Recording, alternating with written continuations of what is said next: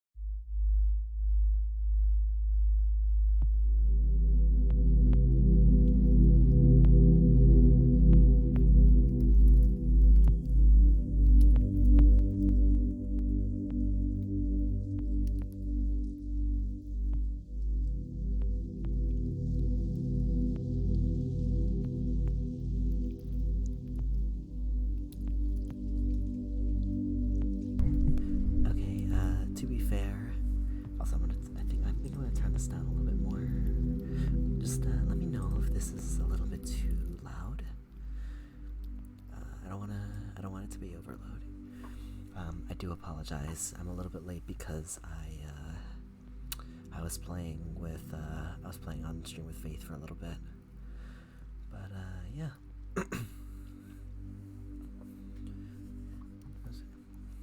Hello Gladite, hello Vic, hello Toast, hello Coles. I almost said Gladite twice.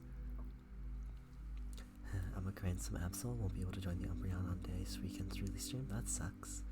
I can always do it another day. But for right now, hello everyone. I hope all of you are doing wonderful. And Green, did you see my Larvesta? I did see your Larvesta. I'm actually also going to turn up my volume a little bit. Now, do let me know if my volume is a little quiet. I'm going to set it to the maximum it can be, because I'm just generally speaking going to be, well, speaking in this quieter tone. I bought Scizor the other night and I've already tanked the poor thing's win rate. Well, I am sorry. I will help you with that at some later point, but that is not tonight. That is indeed not tonight. Tonight, I have with me RWBY Roman Holiday. It's a lovely book. It's pretty much the only book I've ever searched for and enjoyed. But yeah, I will be reading this to you guys as bedtime ASMR, so I hope I can help you. I agree, Scizor is fun. I have not actually tried Scizor yet. I know Bullet Punch. I know Scizor is the fun route to go.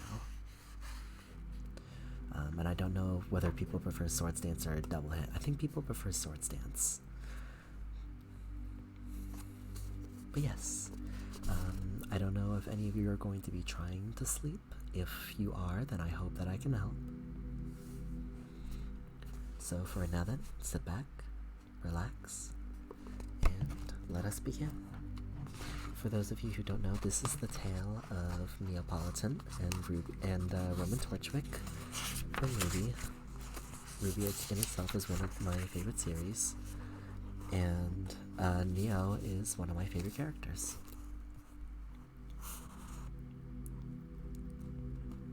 I am not Zoomer enough to read that. I'm not Zoomer enough to read that song, Don, although I do appreciate you coming by. So, let us begin. Chapter 1, Imaginary Friends.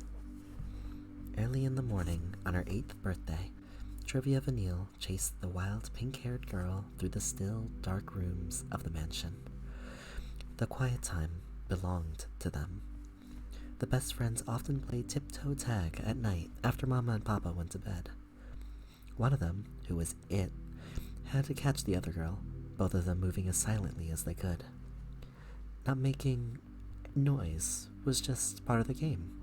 It was essential, because if anyone heard them, they would have had to stop playing.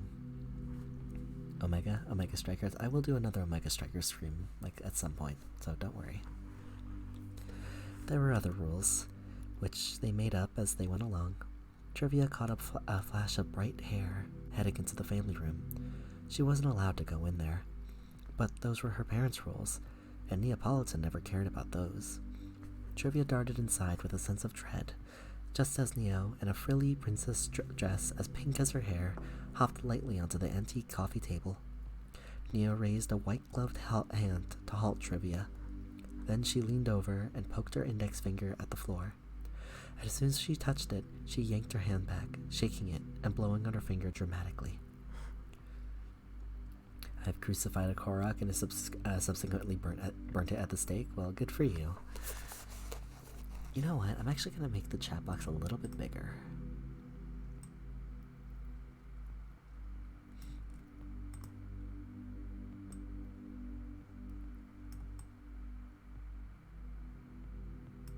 Okay, I think that might be a little too big, but that's fine.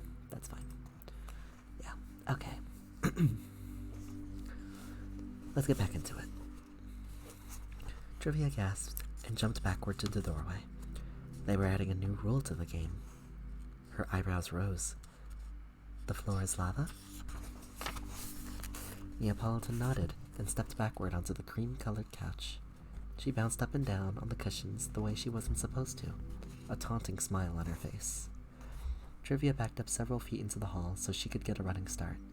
She took a deep breath before she dashed and sprang from the threshold to the embroidered upholstery rug. It slipped beneath her on the smooth floor, and she almost tumbled into the lake of molten rock. Holy shit, the chat box is 2 different layers. That's so funny. The box itself is, and then the chat, yeah.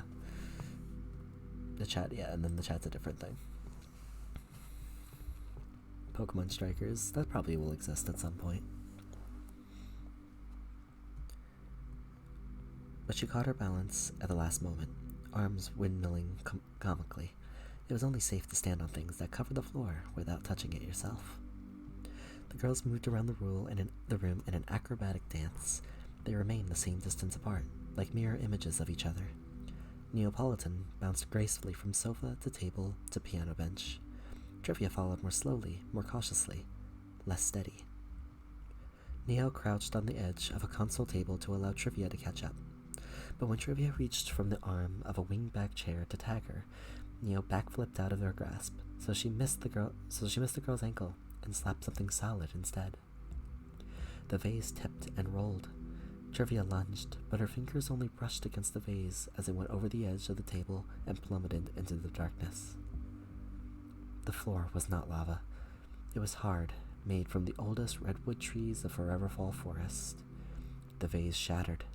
The sounds of tiny glass shards scattering around the room reminded her of rain tinkling against the roof. The silence, too, had been broken. Gee, thank you for the hydrate. Hold on, I have my water right here.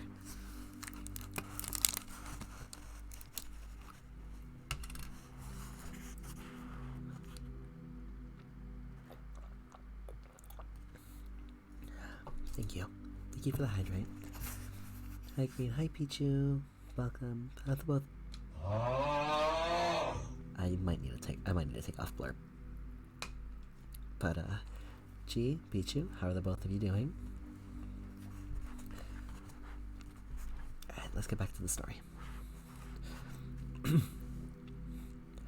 Neapolitan, balancing with one foot on an end table, covered her mouth with both hands in shock, her mismatched pink and brown eyes wide. What's with that emote? Trivia froze. Maybe her parents hadn't heard that. She hoped that they hadn't. But the footsteps overhead, and then on the stairs, the light filling the house, told her it was just a foolish hope.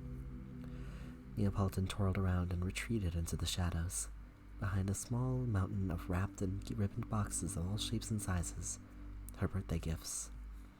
Trivia scrambled to find a hiding place of her own. She slipped her small body under the sofa just as the lights came on. I'm doing good, Green. How are you? How's being home going? It's been okay. I've been enjoying myself. I've been getting a lot of work done. Heavy steps. Her father's slippered feet stomped into view.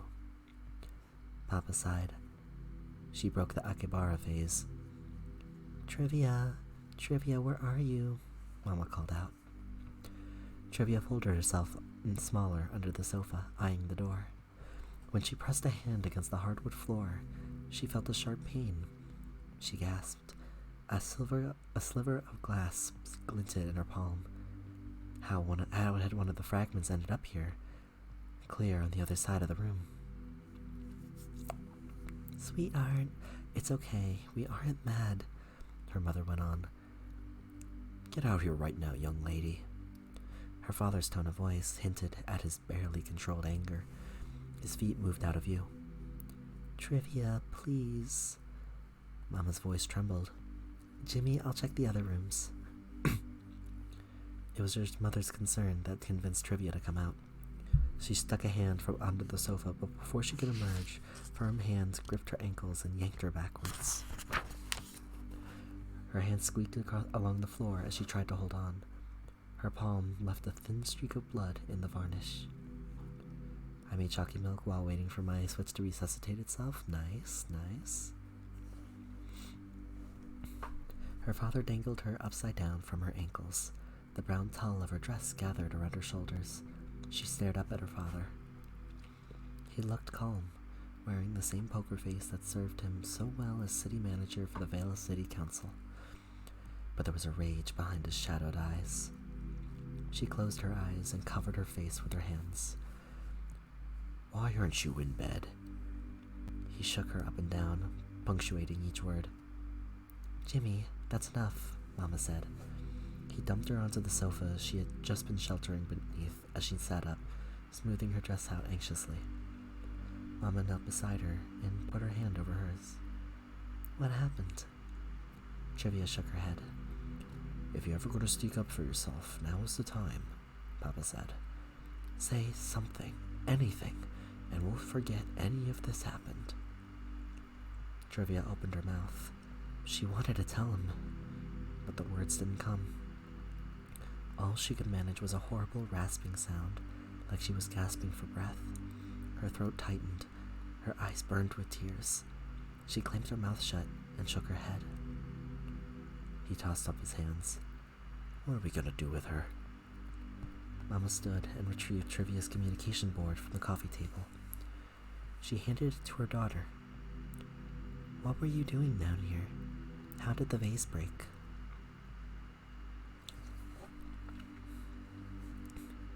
Trivia glanced at the empty spot behind the pile of presents. Mama turned to follow her gaze. You came to sneak a look at your birthday gifts? She asked. Trivia shook her head and slapped the communication board in frustration. With shaking fingers, she wrote 3 letters around on the board. She held it up to show her mother.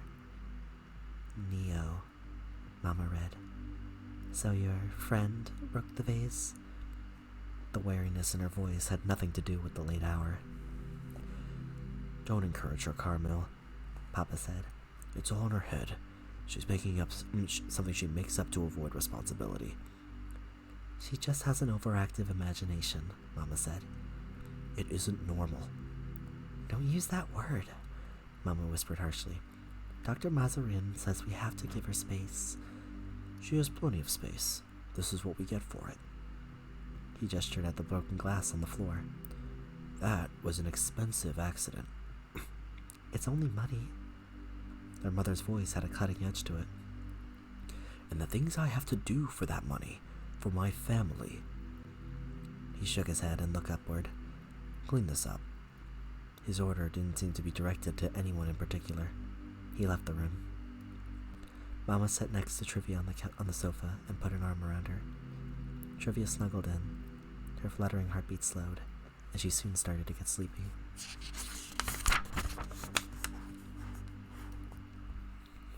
Talk to me, Mama said, softly. Please. Trivia's eyes snapped open. She stiffened in her mother's embrace. You know, Trivia, a friend who does something bad and then leaves you to take the blame isn't a good friend, is she? Mama brushed Trivia's hair away from her face. Trivia looked into her mother's big brown eyes and was disappointed when her mother flinched and looked away. Trivia edged to the side of the couch and crossed her arms. Her mother's expression hardened. She stood abruptly. Fine. Clean this mess up and go to your room. Go to sleep. The live-action Powerpuff Girls has been canceled, has it? Wow. Mama walked away. She paused in the doorway and stared at the spot where Neapolitan had been. Be careful of the sharp things, or the sharp pieces. I don't want you to get hurt. She left Trivia in the room, alone, again. Oh, excuse me. Really sorry about that. The paradox rays can be shiny. Sweet, sweet. I already have a great shiny gray tusk though, and I don't care enough about shiny iron treads. Trivia picked at the sliver of glass protruding from her palm. The bright red spots on her finger and thumb blurred from the tears in her eyes. When she had gotten the shard out, she wiped her bloody hand on the cream-colored couch. She picked up the communication board from the floor. The E had tumbled off, transforming Neo into No. Trivia heard glass crunching. Neapolitan was stomping on the remnants of the vase, her hands balled into fists. Trivia waved at her to stop. Neo put her hands on her hips and glared at her. Trivia knew it was wrong, but she felt angry too. And that had looked like such fun. She hesitantly stretched out a foot and placed her shoe over a chunk of glass. Neo clapped. Trivia slowly pressed down. The glass splintered satisfyingly under the heel of her shoe. She kept pushing and turning her heel, grinding the glass into dust. Neo sauntered out of the room, her hands clasped behind her back. Trivia looked at the mess she had made, which Papa had told her to clean up. She shrugged and followed Neapolitan again, back to her room. Someone else would pick up the broken pieces later. I'm currently dealing with a clogged toilet. It's a lovely task to finish. Oh dear. Yeah, that's gotta suck. Alright. Chapter 2. Lie. Roman Torchwick sat on a bench in Sakura Park, huddled behind a crumpled day-old newspaper. He was pretending to read under the flickering lantern, but he was really keeping an eye on the swanky nightclub across the street, always looking for an opportunity. As with everything in the city of Mistral, the luck of the mountains was more than it seemed. You went there for the live music and overpriced watered-down drinks.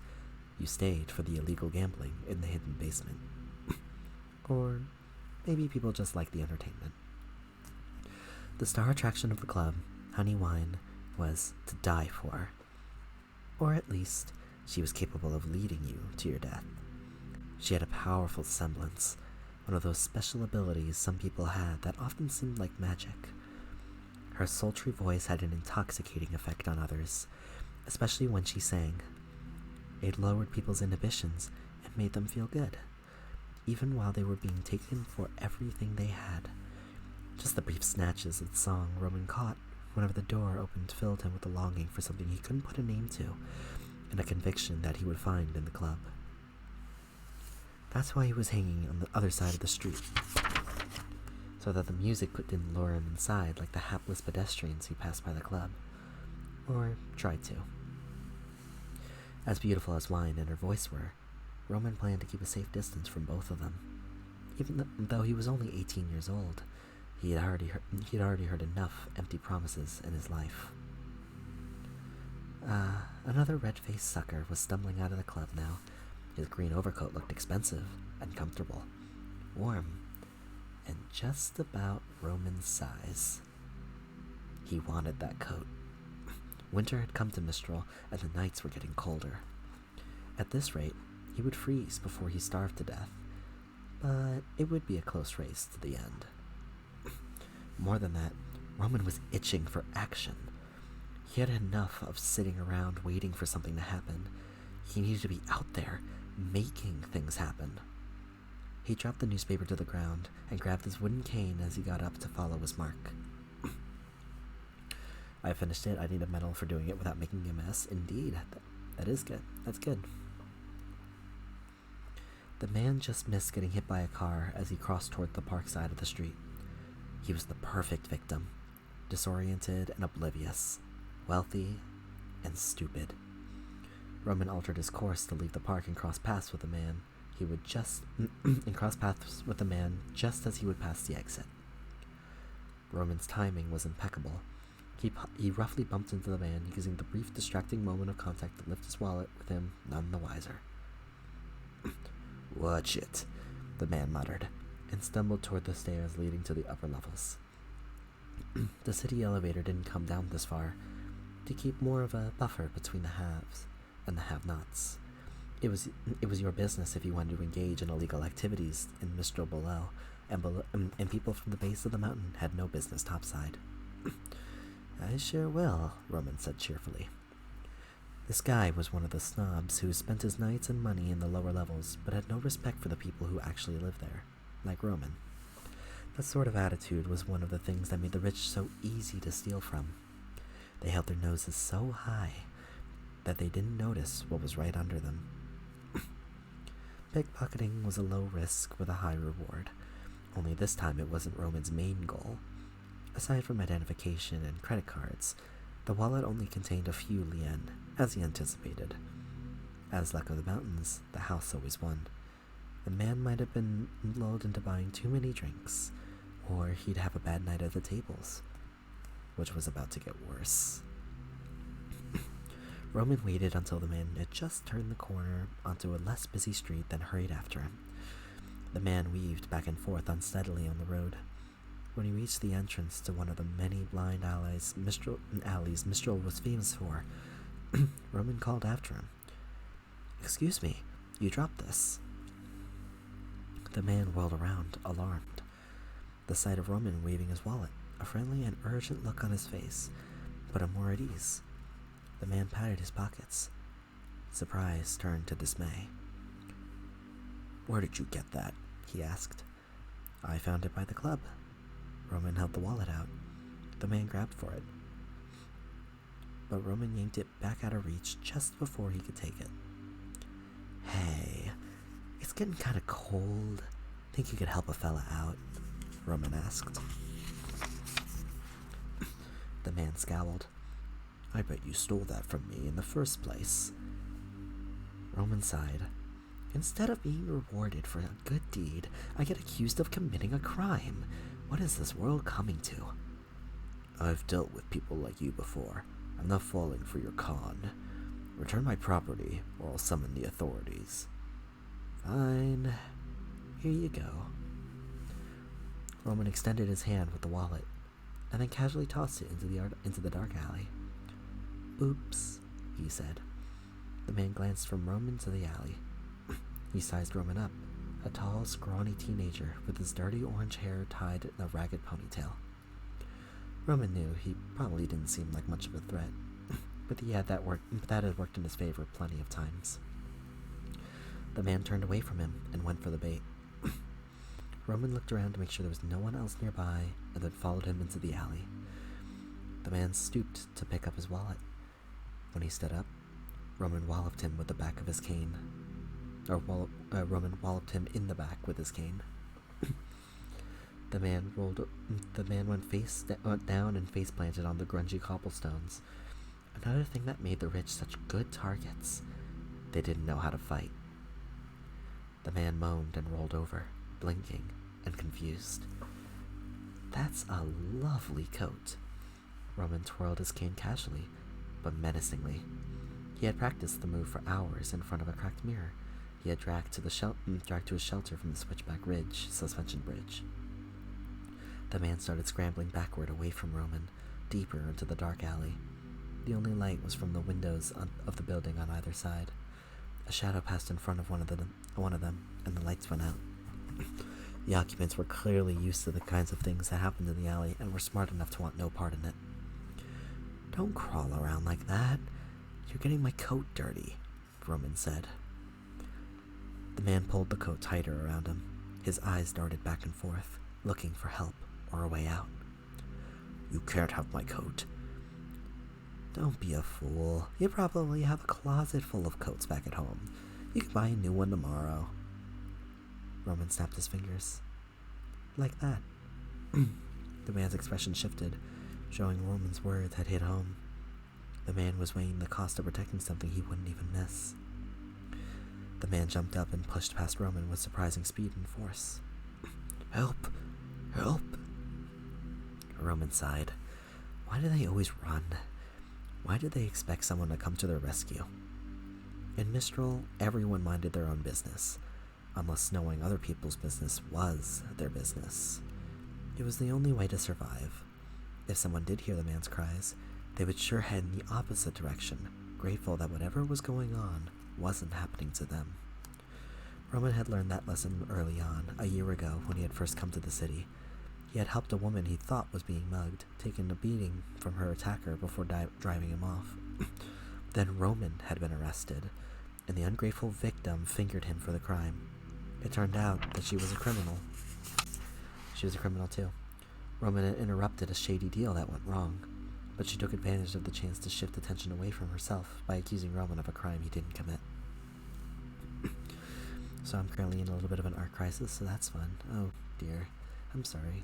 Is it like an art block, or... By the way, how's the audio? Do you want the music to be a little quieter, or is it drowning me out? I honestly have no idea.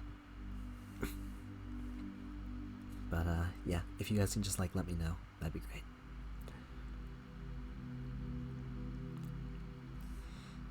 He wouldn't make that mistake again. On the streets, on your own. You only watched out for yourself. I didn't even notice there was music playing? Oh. Make it a little bit louder then. Okay. How's that? Is that better? Hold on, I'm actually gonna...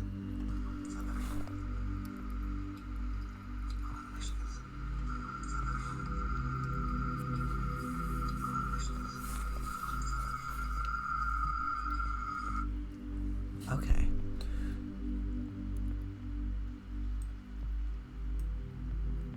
Okay. How's that? Other than that, the audio's been fine. Okay, so my audio's fine. It was just the music that couldn't really be heard. Which I hope that will fix it. I hope it's more hearable now. Okay, well, let's continue. He wouldn't make that mistake again. It's good? Okay, good. On the streets, on your own, you only watched out for yourself. Anything else was a weakness. Anyone else was a liability. Roman drew his cane back and hurled it after the man like a javelin. It traveled true, tipping him and setting him sprawling just short of the alley's entrance. Roman walked over and picked up his cane. He loomed over the man. The man stared up at him with frightened eyes. "Please, don't," the man said. "What exactly do you think I'm going to do?" Roman raised his cane, gripping the shaft like a club. He advanced slowly. The man's eyes focused on the blunt instrument. It would be a shame to get blood on such a pretty coat, but as long as none of it was his, Roman would call it a win. "Have you ever wondered what it feels like to be a punching bag?" Roman asked. The man unbuttoned the coat with fumbling fingers. "Here, it's yours." He shrugged it off and threw it at Roman. Roman caught it with the hook of his cane and swirled it around before taking it. He put it on his threadbare black shirt. The coat was a little roomy, but it made him feel like $1,000,000. "I'll have the gloves too," Roman said, "if you please." "You're kidding." Roman tapped his cane against the ground sharply. "Am I laughing?" The man peeled his black gloves off. "Don't throw them. Hand them to me."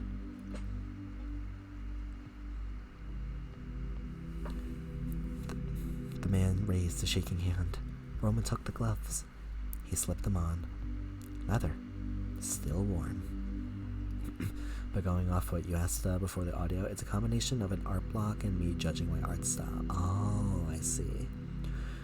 What, because at least with the art style, the answer to that I think would be to experiment with different styles and kind of figure out which one is really yours, and that would involve drawing different people, characters, creatures. There's a lot you can really do there. Art block, it's just a matter of what you want to draw, right? I can understand that. But the man raised a shaking hand. Oh wait, I read that. "Can I go?" The man shivered. "Just one last thing." Roman brought his cane back and whipped it down onto the man's knee. Crack! The man screamed and writhed on the ground, clutching his leg. "Tough break." Roman sneered. He watched the man crawl away slowly, whimpering. Well, well, well. What do we have here, Mortar?" A deep voice came from outside the alley. "Looks like another young punk stealing from innocent citizens, Brick." A higher pitched voice. Here we go, Roman thought. He sauntered out onto the road, figuring he had had the bad fortune to attract the attention of a couple of goody-goody huntsmen. He nearly laughed when he saw the two men, one tall and broad-shouldered, the other short and boxy. They wore purple outfits and sported spider and cobweb tattoos, identifying them as members of Little Miss Malachite's organization. That's the kind of place Mistral was, where the gangsters wore uniforms and enforced their own rule of law. He recognized those goons. Once a week they came around Peddler's Row to collect a tribute from the shops there. They always ended their nights at the Luck of the Mountains, and since they stayed a few hours, Roman figured not all of the kickbacks they collected were making it back to Little Miss. What's so funny? Rick asked. His cheeks and forehead flushed with angry splotches of red. For a second, I was worried you boys were huntsmen, Roman chuckled. Mortimer laughed alongside him until Brick smacked him on the back of the head. You're that thief we've been looking for, Brick said. I'm flattered. It's nice to feel wanted, Roman said. Not by the police, of course. He eyed the two gangsters. He might be in trouble here, but if he could beat them, the protection money they were carrying could get him a nicer place to stay. He could buy warmer clothes, stop eating cheap street noodles from every meal, take a shower, maybe even move into a place with a roof and four walls. If you steal from patrons, you're stealing from the club. If you're stealing from the club, you're stealing from Little Miss Malachite. You have a unique grasp of socioeconomics, Roman said. He tightened his grip on the cane's handle. Brick and Mortar had only guns and muscles, but they might have other tricks up their sleeves. Roman gave himself a 70% chance of winning a fight against them. He would never place a bet at Luck of the Mountains, but he wasn't afraid to gamble when the odds were in his favor. No one operates around here without Little Miss's blessing, and you owe her back pay for everything you've taken so far, Mortar said. I don't need Malachite's protection, Roman said. We'll see about that. The taller one, Brick, rushed forward. Roman sidestepped him easily, whacking him in the butt with his cane and sending him head over heels. Roman whirled around and swung his cane, knocking the gun out of Mortar's hand as he fired. The bullet missed Roman by a hair. Roman spun his cane around in one hand to hook the handle around Mortar's waist. He pulled and stepped back, steering him into Brick, who was just standing up again. They both went down in a tangle of limbs and curses. "We've got a funny guy here," Brick said. "You two are the jokes," Roman said. "I'm just the punchline." Gripping each end of his cane, he bashed Brick in the face with his shaft. Brick shook it off quickly and pulled his gun. Roman jabbed at his chest with the tip of his cane, pushing him backward, but then Mortar tackled Roman's legs, and he fell onto his back trying to kick the little guy off. Brick grabbed for his cane, but Roman held onto it. His opponent changed his tactic, pushing the weapon against Roman's neck, choking him. With a bellow, Roman pushed hard and then pulled, unbalancing the ungentle giant. Roman knocked his forehead into Brick's, and the man collapsed on him, unconscious. Roman nearly blacked out himself, but he held it together and blinked away the dots flashing in his vision. Roman rolled Brick off of him and looked around. Mortar was gone. Just as he'd figured, Little Mrs. Men were just your run-of-the-mill thugs, bullies who didn't amount to much when they were challenged. Roman checked Brick's pockets and came up with a thick envelope stuffed with lian. He would not be eating noodles tonight. It took the Spider Gang 2 days to find him. He heard them outside his room at the Happenstance Hotel a moment before they opened the door with the key. He steeled himself for a fight until he saw that Brick and Mortar had brought 10 of their strongest friends, all in the same purple garb. Little Miss Malachite had sent a small army after him. "What took you gents so long?" Roman asked. With Malachite's connections to everyone, it seemed, they should have found him much sooner. It might be over, but he'd enjoyed the 2 days of the good life, with a full stomach and luxurious baths and sleeping in a real bed again. Worth it. "Little Miss wants a word with you," Brick growled. "What if I don't want a word with her?" Roman asked. "What you want doesn't matter. Your life belongs to her." Little Miss Malachite wasn't what he had expected. When the spiders dragged Roman into her tavern, she was seated in the back, neat stacks of lian on the table before her. She was in her 30s, with a short blonde hair and a beauty mark on one rosy cheek. Little Miss was renowned for having a strategic mind, which applied to her fashion choices as well. Her white and purple dress showed off her bare shoulders, drawing the eye to a tattoo of a spider in a web on the left shoulder. A plunging neckline and a purple corset distracted Roman even more. She puffed on a cigarette in a holder while she studied Roman with piercing blue eyes. "You've been busy, boy," she said. "I'm not a boy," he said. "You ain't a man either, not by a far sight." She knocked some ash from her cigarette into a purple ashtray at her elbow. "You know what that makes you?" "What?" "You're just potential. You're caught between what you were and what you could be. This is that crucial time where you can decide who you want to be." Roman raised his eyebrows. She really wasn't anything like he'd imagined. He couldn't fathom how she'd overthrown the old boss of the Spider Organization and taken over, or how she was able to operate so successfully under the watchful eye of the Mistral City Council. But here she was, arguably the most powerful person in the city, outside of Leonardo Lionheart, headmaster of the Huntsman Academy in Haven. "This is the guy who's been stealing from us, ma'am," Mortar said. Little Miss waved her hand. "What do you have to say to that, Mr. Torchwick? Roman Torchwick. And ma'am, I think that says more about your spiders than it does about me. I've just been doing what we all do. Try to survive." "All you want is to survive?" "I'm disappointed. You seem like one of those ambitious types who always wants to do more than they've got." She smiled. "I'm like that too." "Ma'am, when you don't have anything, surviving is more. You've got to start somewhere. And if I were you, I'd be a little more disappointed in Brick and Mortar here." "Shut your mouth," Brick said. "Do not shut that pretty little mouth of yours," Little Miss said. I sure do want to hear this. She glared at Brick, and Roman didn't want her to ever look at him like that. Roman gave her a lopsided grin. Here I am, a boy, and I just about bested 2 of your spiders, and everyone knows it. It took a dozen of them to bring me in, and I only cooperated because I wanted to meet you. With all due respect, your crew is a disgrace. If they can lose to me when it's 2 against 1, how can they intimidate anyone? How can you trust them to get the job done? You think you could do better? Brick growled. With my eyes closed, Roman said. Let's test that right now. Brick rolled up his sleeves.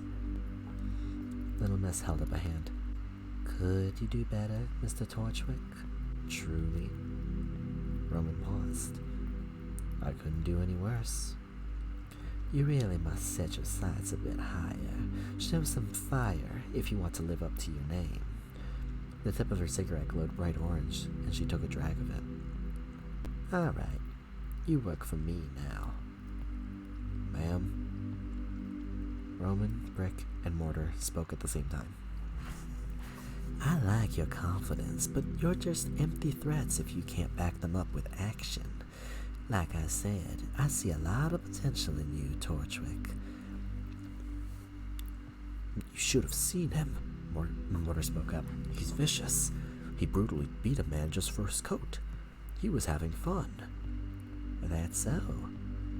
Well, I've always felt it was important for one to love their work if you want them to be good at it, Little Miss said. And if it's that coat he's wearing, he's also got good taste. Do I have a choice? Roman asked. I tend to work better alone. He couldn't believe his luck being invited into the biggest crime organization this side of Lake Matsu, but he wanted to play it cool. Although, it was probably pointless to try to bluff someone who could see through him so clearly. We always have a choice, but I can't let you walk after stealing from me. So I join you, or... She nodded. Or... She tapped her cigarette into the ashtray. She used the cigarette as a prop to punctuate her words and redirect attention. He appreciated her dangerous, dramatic flair. Roman swallowed. Then I'm honored to accept. Yes, you are. And now we'll find out after all what you can do with your eyes closed. Roman frowned. How's that? They'll probably be swollen shut for a couple of days once Brick is through with you. Call it a punishment. Call it an initiation. Either way, you've got it coming, and you are going to take your licks. Little Miss nodded to Brick. This was all a mistake, Roman thought, as he watched Brick advance toward him, cracking his knuckles. But Roman was good at learning from his mistakes, no matter how painful they were, as long as he survived to make another one later.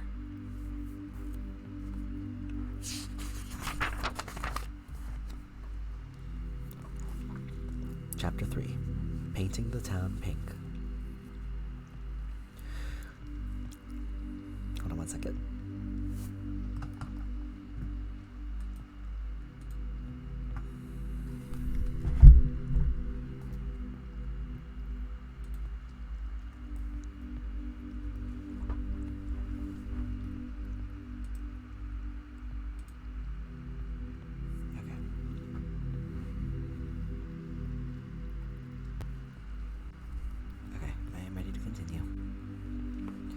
Painting the town pink.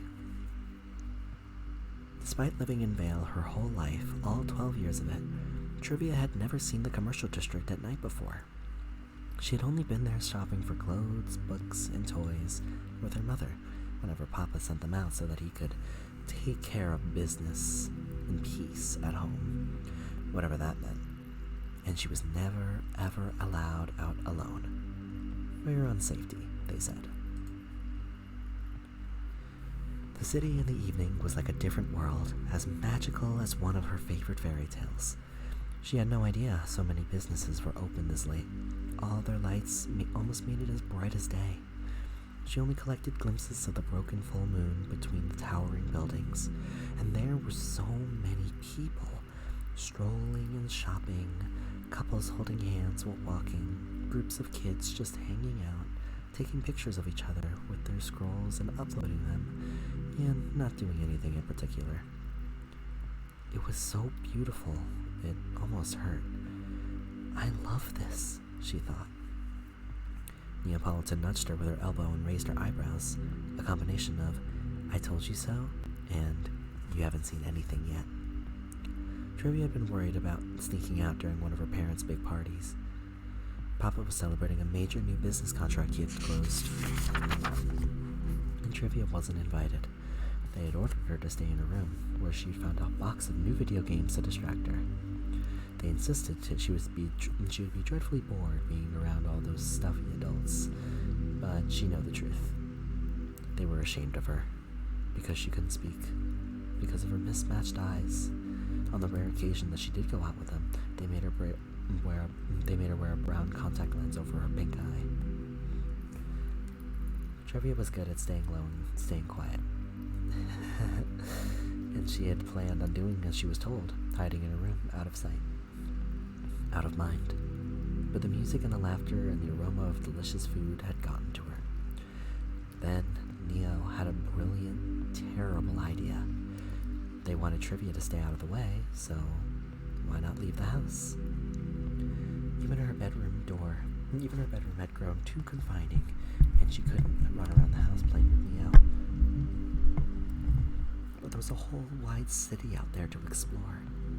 She would be back before the party was over, Neo assured her, and her parents would never even miss her.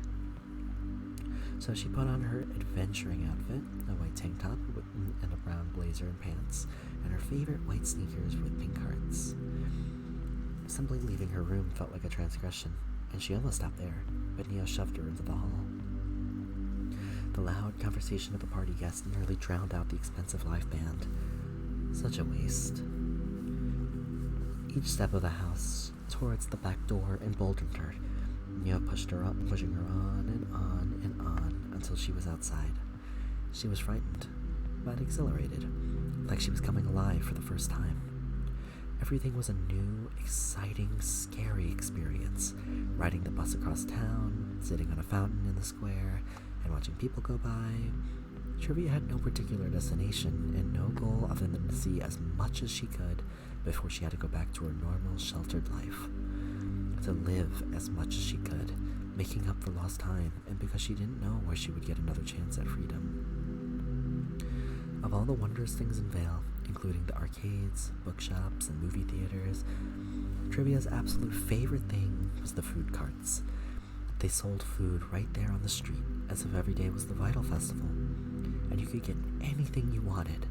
Popcorn, cakes, burgers, milkshakes, fresh-baked cookies the size of a plate, sugar-spun candy, ice cream sundaes bigger than her head, steaming baskets of fries with a dozen different dipping sauces.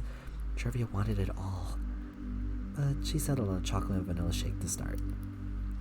Neo looked on in jealousy while Trivia took her first sip. Heavenly. The perfect balance of flavor and just the right consistency. "What's wrong with your eye?" a voice said. Trivia frowned and looked at a girl with green streaks in her hair and her short spiky hair. She was flanked by two other girls who had similar hair and identical outfits. Short-sleeved black jackets, pale blue tops, tight miniskirts with silver chain belts, chunky boots. Was this a gang? The girls were only a few years older than Trivia, maybe 15 or 16, and she envied them for being out on their own and for dressing and styling their hair however they wanted. "And what is she wearing?" another girl said in a sing-song voice. "Look at her shoes." Trivia's face grew warm. "She's just a little kid," the third girl said softly. "No one asked you, Heather." The girl rolled her eyes. Trivia lowered her head and turned to go, but the first girl stepped in her way. "Hey, where are you going? We just want to talk." Trivia touched her throat and shook her head. "You You don't want to talk to us? The other girls giggled. She held up a hand and they stopped. I get it. You aren't supposed to talk to strangers. Well, I'm Cookie. This is Mags. And she sighed. Heather, you can hang out with us if you want, if you buy us shakes too. I'll take butterscotch, Mags said. Mint chip for me, Cookie said. I'm good, Heather said. Neo stalked around them, hands behind her back, a scowl on her face. Trivia followed her with her eyes. Come on, what's your name? Cookie said. Don't you want to be friends? Friends don't let friends go out dressed like that. Hey, how about after the shakes we can go clothes shopping? Trivia shook her head and tried to shove past Cookie, but the girl pushed her back. I didn't say you could go. Trivia narrowed her eyes. Neo made fists and jabbed with her left and her right in the girl's direction. Just leave her alone, Heather said. Let's go see a movie. Sure, whatever, Cookie said, and stepped aside and swept out an arm to let Trivia leave. Trivia hurried away, but as she passed Cookie, the girl tripped her. She landed on her hands and knees. Her shakes splattered everywhere, all over her clothes. Trivia stood up. Cookie and Max were laughing and pointing at her. She blinked back tears. Her throat got tight. A crack appeared in the ground beneath her and the girls. They screamed and stumbled backward as the fissure grew wider. Watch out, Cookie shouted. What's happening? Max said. Heather studied Trivia from the other side of the gap. Did you do that?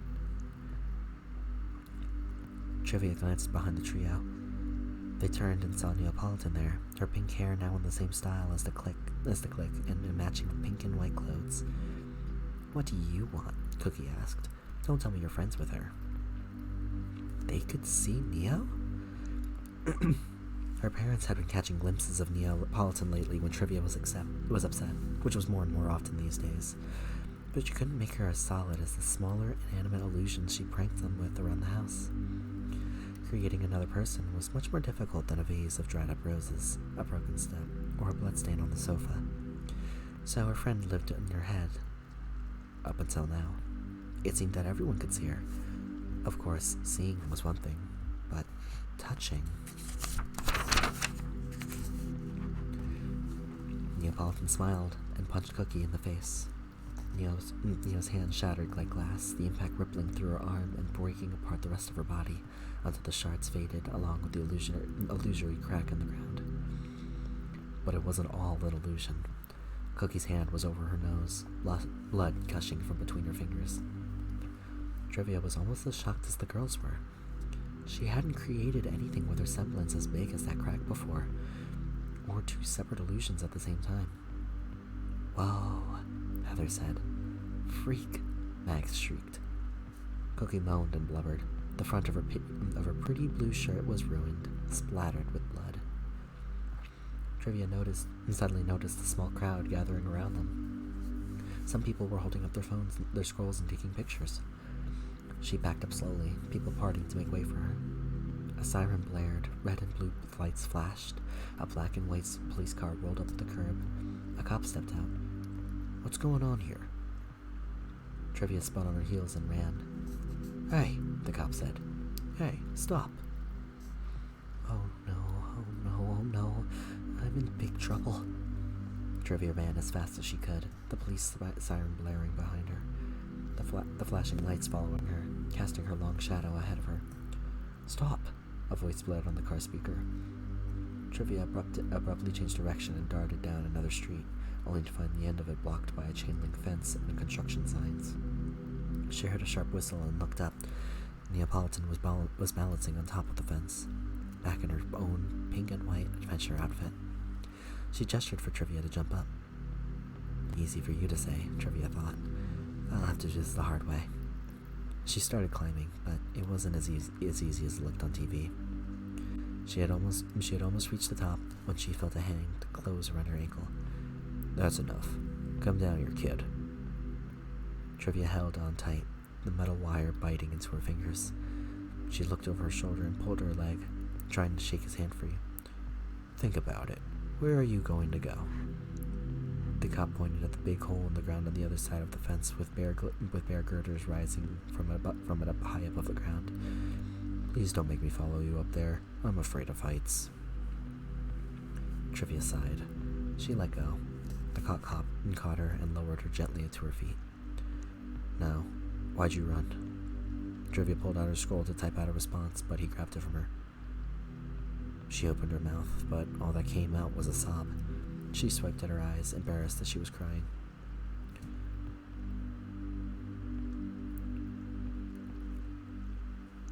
She was so tired, she sat down right there in the dirt.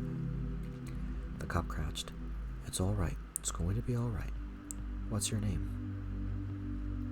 Trivia pointed at her scroll, then opened her mouth and pointed at her open mouth. You want to make a call? He asked. She can't talk. His partner, a woman with graying hair and kind eyes, took the scroll and returned it to Trivia. Trivia smiled gratefully. She typed furiously and then showed them the screen. I didn't do anything. Not my fault. Those girls have gotten in trouble before, so I believe it. That's why we were parked nearby. But you were involved in some kind of disturbance, the male cop said. His badge read, Arid. But it kinda seems like you were the victim here. The woman's badge identified her as Officer Cloud. Let's just get you home. What's your name? Trivia typed. Trivia Vanille. Vanille? As in Jimmy Vanille? I didn't even know he had a daughter, Cloud said. Trivia shrugged and spread her hands. Here I am. Hey, maybe there'll be some kind of reward for bringing her home, Arid said. His partner bumped him on the head. Dum-dum. Trivia sat in the back of the patrol car, head down, unable to look out at the city as they drove her home. Still no answer. Cloud put down her scroll. Maybe they're out looking for her? Arid said. Trivia rolled her eyes. Then she noticed Cloud watching her in the rearview mirror. Trivia closed her eyes and folded her arms. The party was still in full swing when the car pulled up to the driveway to her house. All the windows except for Trivia's were lit, and lively music filled the air. Arid whistled. No wonder they didn't answer. That's still no excuse, Cloud said sullenly. I'd like to say a few things to Trivia's parents. So would I, Trivia thought. The circular driveway was jam-packed with partygoers' cars, so Arid double-parked. Who's gonna give us a ticket? He joked. They escorted Trivia up to the pathway to the large double doors of the front entrance. She dragged her feet more as they got closer. Anything you want to tell us before we ring that doorbell? Cloud asked Trivia softly. When she saw Trivia's exasperated look, she apologized. Just nod or shake your head. Are they treating you okay? Trivia had hesitated for just a split second, but she nodded. Have they ever hit you? Trivia shook her head. Do you feel safe here? Trivia tipped her head to the side thoughtfully. Before she could respond, the door flew open and Carmel Vanille stepped outside. She pulled the door almost all the way closed behind her. Trivia saw men in tuxedos and women in sparkling evening dresses milling around behind her. Can I help you, officer? Mama caught sight of Trivia and her eyes rounded. Trivia, what have you done? Don't worry, she's all right, Officer Cloud said, and she isn't in any trouble. We just picked her up from downtown. She got into a little fight. A fight? Mom shot Trivia a penetrating look. Trivia shrugged. You will explain all of this later and hope your father doesn't find out you've been out. Mama glanced behind her, as though he was afraid he would come out the door and find them standing out here, or that a guest would notice her speaking to the police. So, you didn't know your daughter was out? Cloud asked. I had no idea. As you can see, we're rather busy tonight. Trivia was up in her room, or so I thought. Just like Neo promised. They hadn't missed her at all. If she hadn't gotten mixed up with those girls and used her semblance in front of the strangers, she could have gotten back home without them being the wiser. The thought was as comforting as it was depressing. Something bad could have happened to her tonight, and they would never have known that either. They probably would have blamed her too when they found out.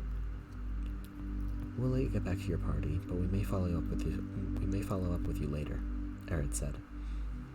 Thank you, Mama said. She turned her attention to Trivia. Get inside.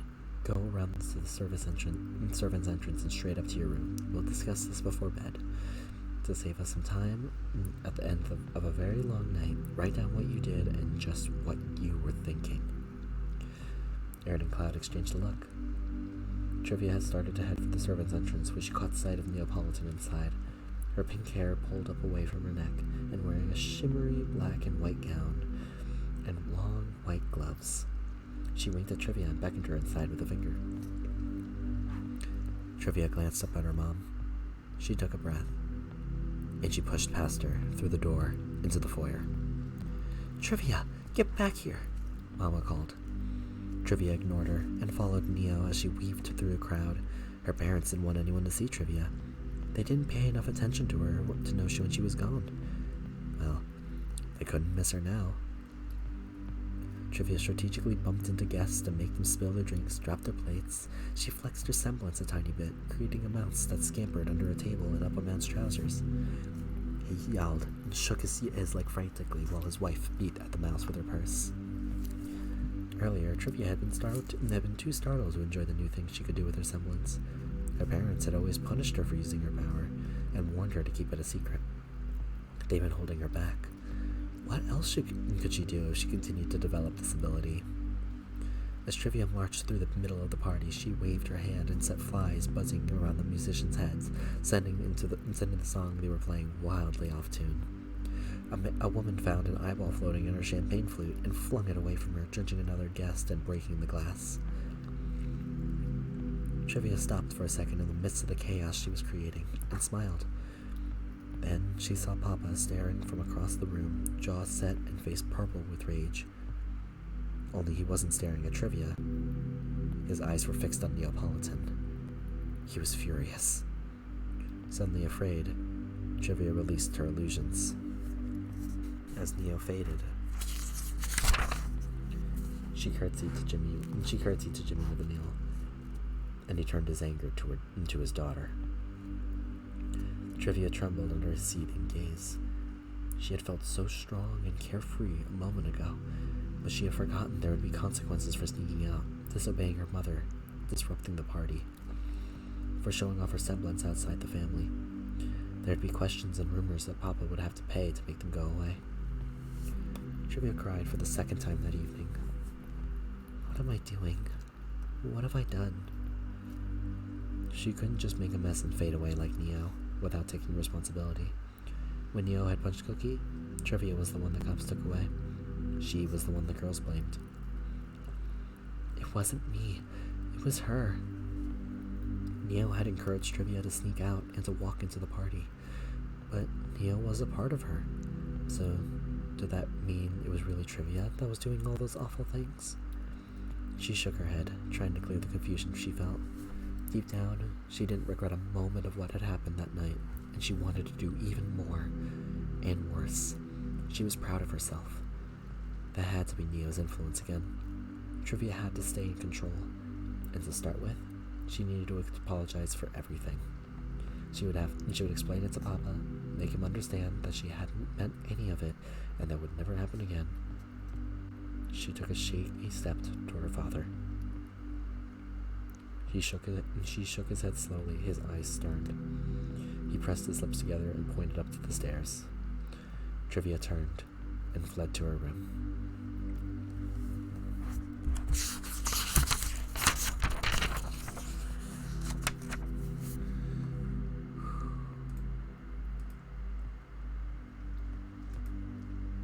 Okay.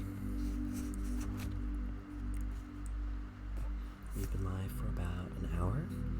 Okay, I'll probably go up to the 2-hour mark. Let me just drink a little bit of some water.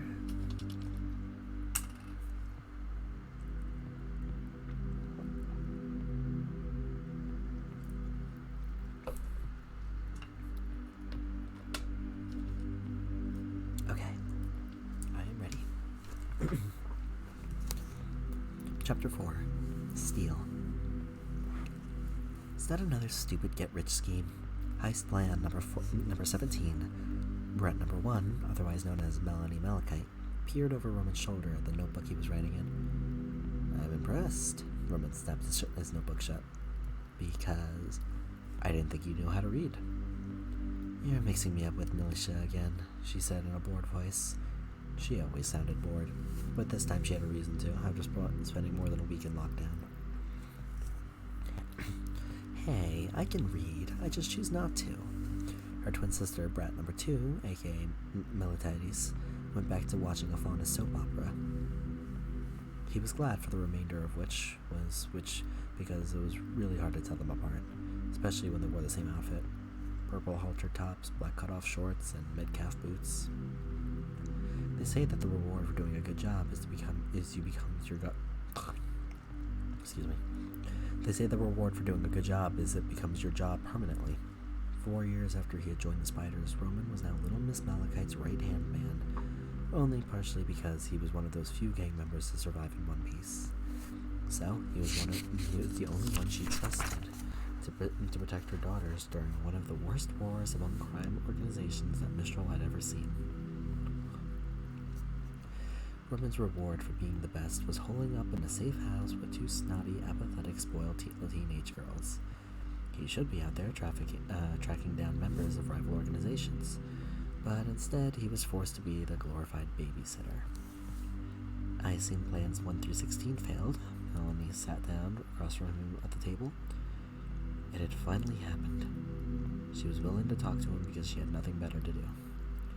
They haven't failed. Roman flipped through the pages of his notebook. I'm still planning them. So they haven't failed yet, Melanie said. You are your mother's daughter, Roman replied. He didn't know who their father was, but he envied them, and he envied him for being smart enough to get away from this wacky family as he could. Then again, he was probably dead, so he was only slightly worse off than Roman. What's a heist, anyway? Militia asked. Melanie glanced up at the ceiling in exasperation. It's a big robbery, like a bank or a train. Roman turned to the page where she had sketched out heist plan number 9. The Mistral Trading Company uses the old Zephyr line to transport Leanne from their banks around the kingdom to Fort Sharon. He turned the page. I have a plan to break into that too. So why haven't you done it yet? Melanie asked.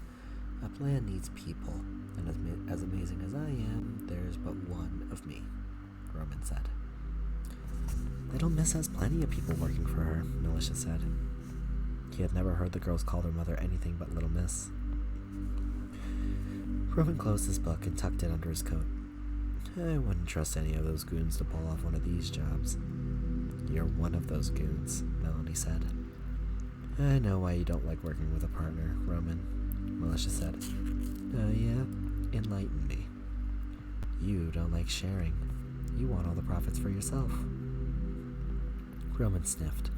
Sharing profits means sharing the risk. Working with a partner doubles the chance of failure for half the incentive. You just need the right partner, Melanie and Militia said. As creepy as it was when they finished each other's sentences, it was more disturbing when they said the same thing at the same time. Maybe. I just don't believe anyone is going to watch out for me as much as I will, he said. I'd appreciate it if you didn't tell anyone about my plans. Until they're ready, he said. He didn't know why he told them all that. It was dangerous, underestimating the brats. They might only be 13, but they were still Malachites, and Malachites knew how to turn information, even the most innocuous, to their advantage. Melanie smiled. Don't worry, Little Miss wouldn't be interested in any of your heists anyway. Roman narrowed his eyes. Why not? Stealing money, that's what a goon does. If you want to be a boss, you need to think bigger. Where does the money come from? The bank, Roman rolled his eyes. The banks move the money, but what makes the money? What does every kingdom need? Even I know that one, Militia said. Dust. Dust. Maybe the Rugrats had a point. Dust powered everything, everywhere, from planes to trains to automobiles, the cross-continental transmit system, the central communication network for all of Remnant, relied on the power it generated. And so did the scrolls that used the CCT. Even weapons used dust as fuel, in different forms: fire, ice, electricity, gravity, and many variations of combinations thereof, having different destructive effects. And if you had a semblance, many people used dust to enhance their special abilities in some interesting and devastating ways. The biggest name in the dust was the Atlas-based Schnee Dust Company, but they did business in all 4 kingdoms, from mining and storage to commercial distribution and points of sales, with many other companies vying for the still extremely lucrative scraps. If Roman could get a piece of that action. Something yanked Roman's hair and pulled his head, and his head was pulled backward by his ponytail. "Ow! Don't do that, kid," he said. "Can I braid this?" Malicious asked. "Please?" "No." Militia grabbed his hat. "Hey, do not touch the hat." Roman spun around and grabbed to get it back. Militia tossed it past him like a disc to Melanie. "Girls, that is not a toy. Give it back to me, or what? You'll ground us. We've already been stuck in here with you for a week. Ugh." Melanie tossed the hat back to Militia, just out of his reach. "Yeah, what are you gonna do? Tell little miss?" Militia said. Roman sighed. On the bright side, the girls clearly needed to burn off a lot of energy, and playing with his hat was literally keeping them out of his hair.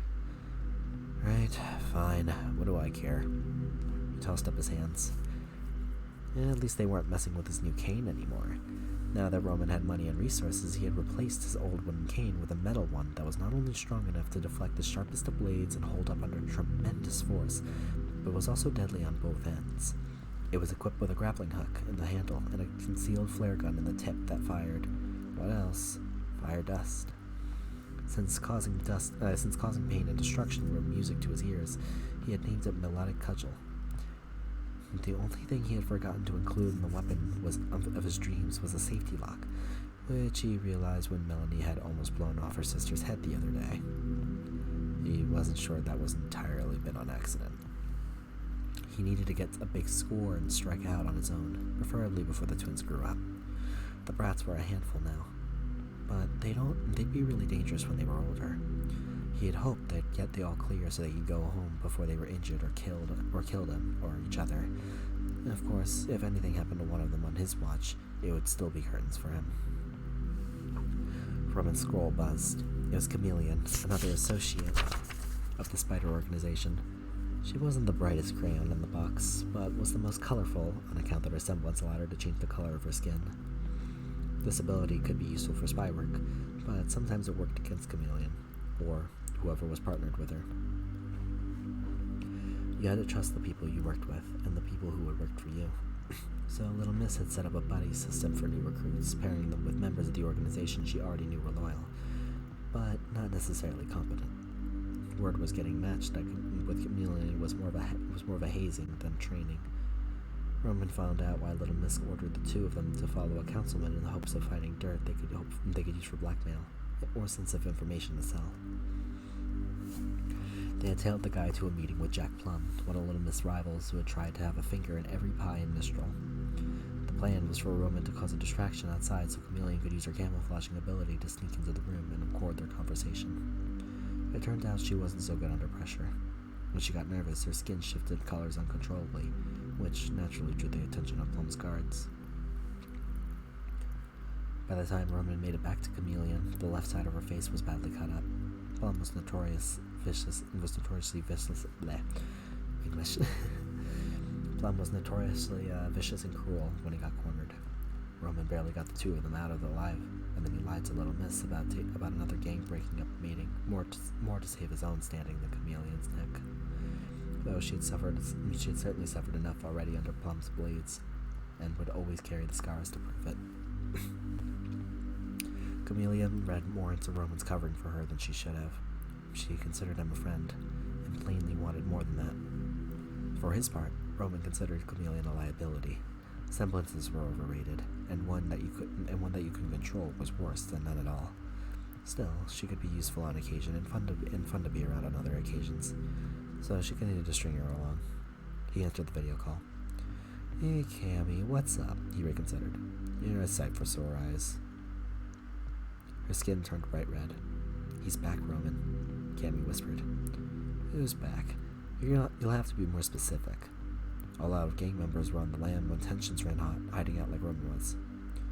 No, he wasn't hiding. The girls were laying low, and he was protecting them. The bird has landed. Gammy's skin transitioned to green. Did we agree to use a passcode or something? I must have missed that memo. Roman rubbed his eyes. On the far end of the room, the twins were pretending to be texting on their scrolls, but they were obviously listening in on the conversation. Maybe speaking in code wasn't such a bad idea. I'm talking to the big bird on the mouse house.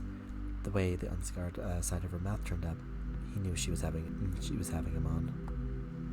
Roman gritted his teeth. Even I'm not bored enough for your riddles. Then he realized what she was saying. Oh, right. Good work. Where is he? She turned him to the same shade of purple, like spider green colors. He's come home to roost. I hate you, Roman said. She blew him a kiss. In an hour, I'm going to tell you the big boss what I just told you, but I thought you'd appreciate the heads up. Looking forward to seeing you again when this mess all clears up. Roman tried to tip his hat to her, then remembered he wasn't wearing it. Take care, Cammy. Roman looked at the time on his scroll. He only had 2 hours. Would the girls be okay on their own for a little while? No. Little Miss would murder him when he heard about it. Everything would get back to their mother and his boss sooner rather than later, and if she didn't like how things turned out, he'd be done for. So, if he was going to act on like this, he had to involve the twins, and made sure nothing happened to them, and his plan had to succeed. That was a powerful argument to do nothing, but living in a 3-room safe house with the twin terrors was making him edgy too, and he'd do almost anything to go outside. He pulled out his notebook. You girls want to hear about heist plan number 18? He turned to a fresh page and drew. A moment later, he held up the book to show it to them. Melanie peered closer as the 2 girls he had sketched in the corner of the page. Are those supposed to be us? They are indeed. We have a once-in-a-lifetime chance to pull off a major job, a legendary job. But I'm going to need help. Your help. Us? Us? Militia asked. But we're just kids. Melanie jabbed an elbow into her sister's ribs. Roman smiled. That's why it has to be you. Melanie handed Roman his hat. We're in. You don't want to hear the plan first? I just want to do something. He put his hat back on. Now we can think better. He gestures for the girls to gather around him while he puts his thoughts to paper. Roman and Melanie waited outside the Parrot and Mouse. They didn't need to knock, and they didn't wait long.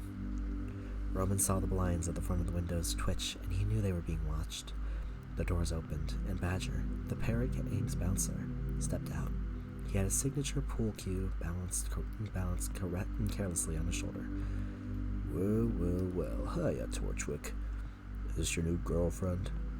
Ew, Melanie said, as if. You know who it is, Torchwick said. Or is the other one? Don't twins usually come in twos? And your pals say you aren't that smart, Torchwick said. What? Badger advanced threateningly, bringing his pool cue around and slapping it in one hand. The other brat is close but safe. She's my insurance, Roman said. What are you worried about? That you'll kill me and take both of them as hostage. I bet I kill both of you. Your boss would dislike that as much as my boss would. Surely you know that. And if you don't, your backup in there certainly does. You said it yourself. The Malachite girls come as a package deal, and Paul Parrott isn't one to settle for less than a complete set. Badger flexed the pool cue and glared at Torchwick, but he stepped aside and swung his cue towards the door, gesturing for them to enter. I smell a rat, Badger growled. If you try to pull anything, keep it down. Your boss isn't a big fan of rodents, if I recall. He's got it under control. Badger laughed. Melanie stomped on the thug's foot as she passed. He bellowed and lunged for her. Roman blocked him with his cane. She's just a kid, big man. Melanie stomped on Torchwick's foot next. He clenched his jaw and forced a pained smile. Girls will be girls. She and her sister will be your problem soon. Roman had never been inside the Parrot and Mouse before, as it was the headquarters of a rival criminal organization, but he had paid a premium for photos of the tavern and a detailed sketch of the floor plan, so he knew what to expect. Except for the basement. Everyone knew that with the exception of Paul Parrot, anyone who went down there never came back up. Which is why Roman was here. He wanted to see what was in the basement, and Melanie was his ticket. A few Parrot Gang members in green and gold suits watched as Badger led Roman and Melanie toward a stairwell leading up. He casually glanced over the room and made note of a door that hadn't been marked on his maps. They had to lead to downstairs. The room over the tavern held a big dining table, and behind it sat the crime lord, Paul Parrot. The man had deep tan skin, likely because he spent more of his time running a small operation on the coastal towns to the north. His greasy black hair was slicked back, and he had bushy eyebrows and a hawk-like nose. He wore a deep green tuxedo jacket with a yellow bow tie and a matching waistcoat, embroidered with an iridescent feather pattern.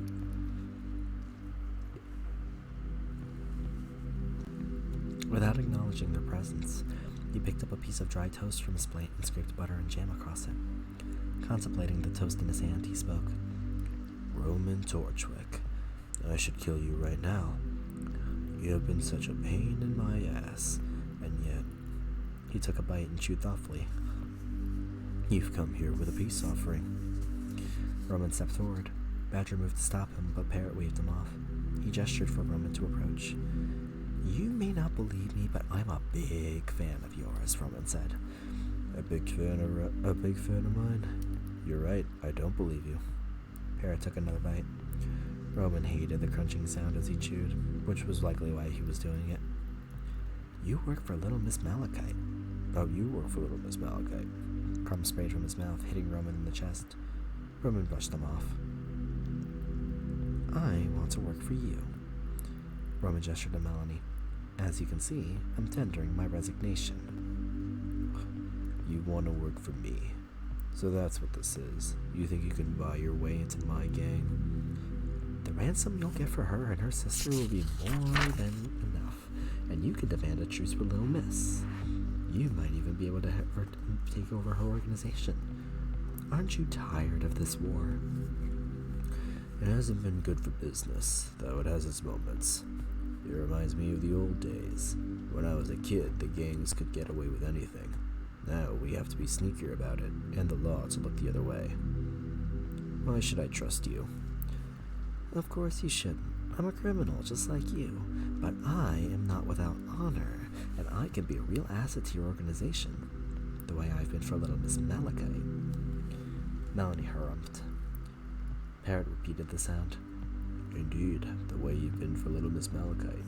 Here you are, delivering her daughters to me." "Well, to be honest, they talk too much." "Ugh," Melanie said. "You're trying to play me like a fool," Parrot said. "Play you like a fool?" Roman asked. Parrot threw the crust of his toast at the wall. "Are you making fun of me?" "No," Roman said. "No. Well then, who do you think I am? You want to trade for the Malachite girls. I offer you your life in exchange. Now go." "But we already have the other girl, Torchwick. Found her snooping around behind the tavern trying to sneak into the basement." "What did you do to her?" Roman asked. "I let her succeed." Roman froze. "You're bluffing." "You're bluffing.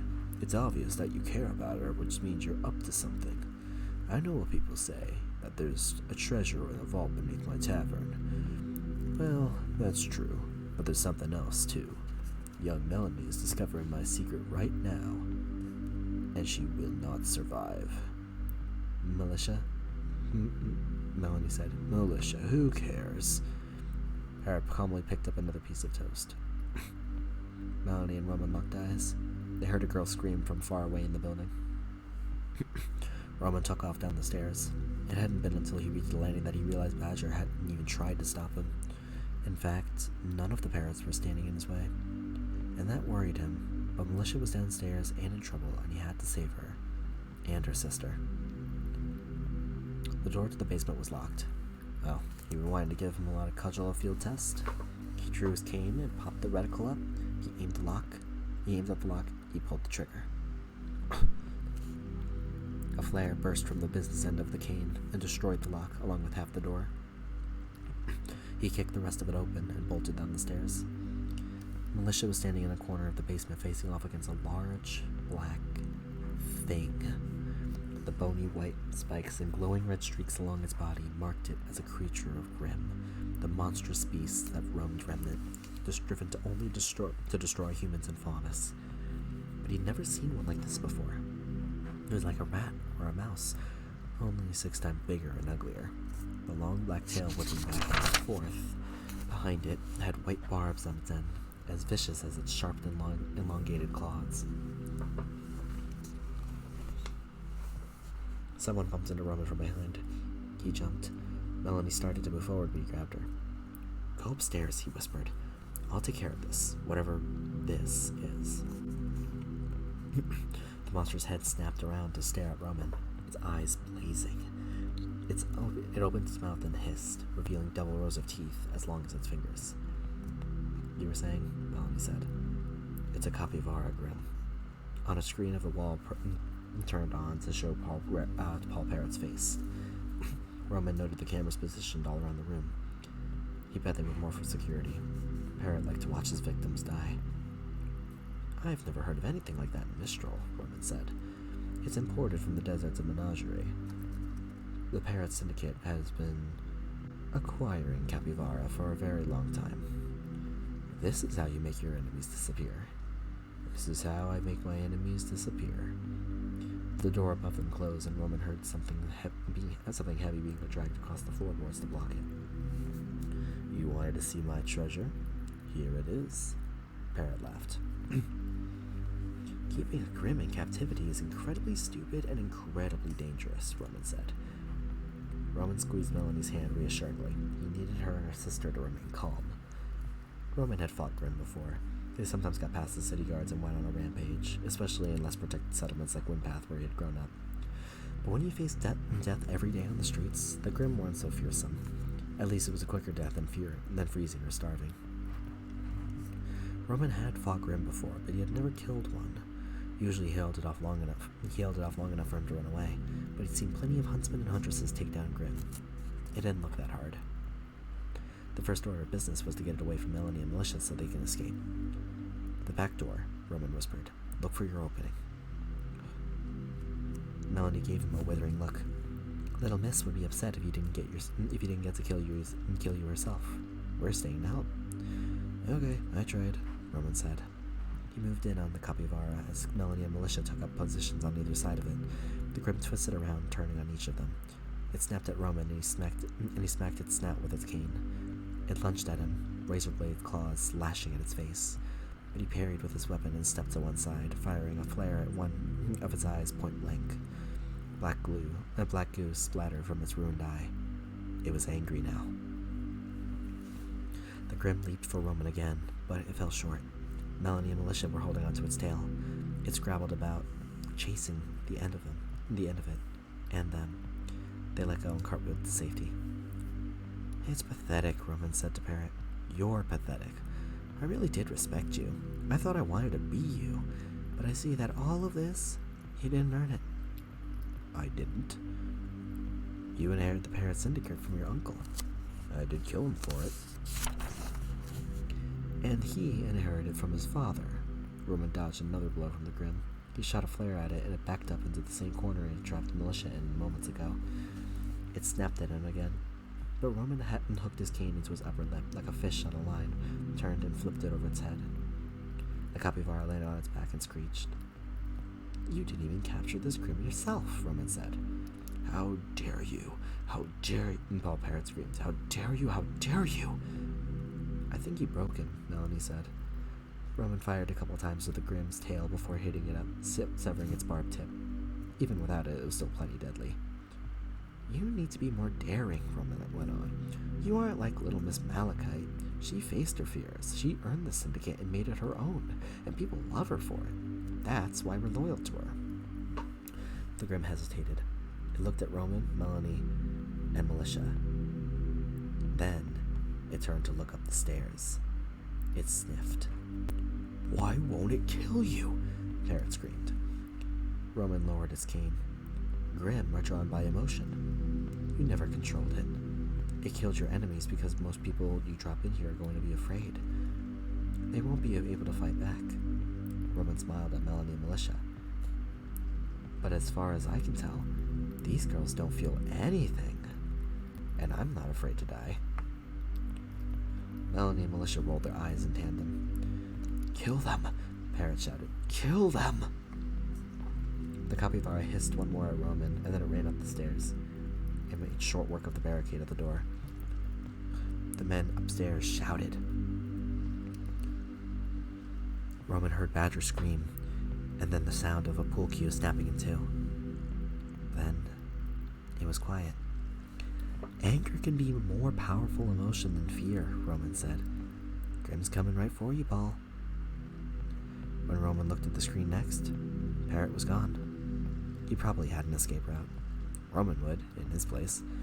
But he hoped that the Grimm would at least chase him for a bit and make him sweat. "Did we just let a giant rat mouse Grimm loose in the city?" Melanie asked. "Yeah, that's what huntsmen and huntresses are for. They'll handle it. And if it takes some of them out, that's just gravy." He led them up the stairs. "Girls, you were terrific back there. All in a good day's work. Maybe we don't need to tell your mother about this." "Uh-oh," Militia said. At the top of the stairs, spider reinforcements were waiting for them. All things considered, an angry little Miss Malachite was the scariest thing Roman had faced all day. She had him sit next to her, bowls of cottage cheese before them. Roman eyed the lumpy white mess as he pushed berries around in it with a spoon. "What's this supposed to be?" She put her spoon down, finished chewing, and dabbed at her mouth with a napkin. "Cottage cheese. Eat up." "I know what's in the bowl, but I don't know what this is. Is it a reward? Is it a punishment?" "You think I served you my favorite food as punishment? Well, what do you think you deserve for that stunt you pulled, Torchwick?" He glanced down at the bowl. He scrunched up his face. "I think it is a punishment. Maybe it is. Maybe knowing where you stand with me now is all punishment you need." She pushed her bowl away and turned to face him. With relief, he pushed his untouched bowl away too and looked at her. "I trusted you with my girls, and you offered them to one of my rivals. It was a ruse, and they agreed to it. They're teenagers. What were you doing when you were their age?" One of her eyebrows lifted. "Exactly. Don't underestimate them," he said. "Never. However, you did almost get them Oh wait, I was the wrong person. Exactly. Don't underestimate them," he said. "Never. However, you did almost get them killed by a Grimm, which my crew then had to destroy, thereby earning the spider some goodwill in the city. We took away Parrot's most valuable possession, what he used to make people afraid of him, and he was arrested. It all worked out." He paused. "Just like I planned." Roman grabbed the spoon from his bowl and started to take a bite. Roman knocked it from his hand with her fan. Globs of cottage cheese splattered on Roman's face. "And the fact that it somehow all worked out is why you aren't dead, Torchwick." He glanced at the cottage cheese nervously. Had she put poison in it? "That isn't why I'm upset. I'm upset because you acted on your own instead of coming to me. You seem more interested in your own personal gain," Little Miss said. "I only had your best interest in mind, ma'am. As always, I had to act swiftly to take advantage of the opportunity." "I've already managed dear Chameleon," Little Miss said. "The only colors she'll be for a while are black and blue. Though, if she hadn't told me where you went, the spiders wouldn't have been there in time to save you." "They didn't save us. They weren't even there." "Oh, they saved you. Because if you had tried to keep up that massive screw-up a secret, you'd have been wishing that Grimm killed you. Consider this your last warning. Don't ever go behind my back again. Right, I'll see the knife you're hiding there. When I kill you, Torchwick, you'll know it's coming. She reached over and wiped the cottage cheese off his cheek with a finger, almost like a caress. Is she flirting? He suddenly wondered. He had never considered that she might like him, but if that was the case, he could use that too. A sharp fingernail grazed the skin dangerously close to his right eye. And death won't come from a knife. She turned away from him and picked up her own spoon. Go on now, get yourself cleaned up. With all this activity and the parrots out of commission, there's a lull in the war. It's safe to come out of hiding. For now. Roman stood and was surprised to feel how shaky his legs were. He was probably just tired. It had been a long day. Just to be clear, I wasn't hiding. The girls were hiding. I was just guarding them. She stopped him before he left. About that, naturally I can't trust you to watch them again. I understand. He held his grin until he was back on the street. Because, of course, that had been his true goal all along. A very calculated risk to demonstrate that when it came to babysitting, he was the wrong man for the job. The last thing he wanted was to be responsible for some kid.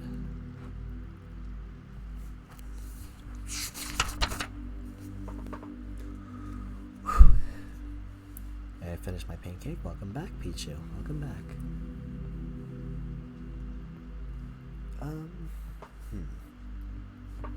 Do I want to continue?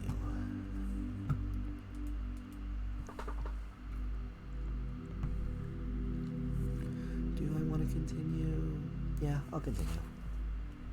I'm just going to take a very, very slight break, though, because I do want, one, to get some water, and two, I want to eat some of the cheese balls that are currently sitting next to me.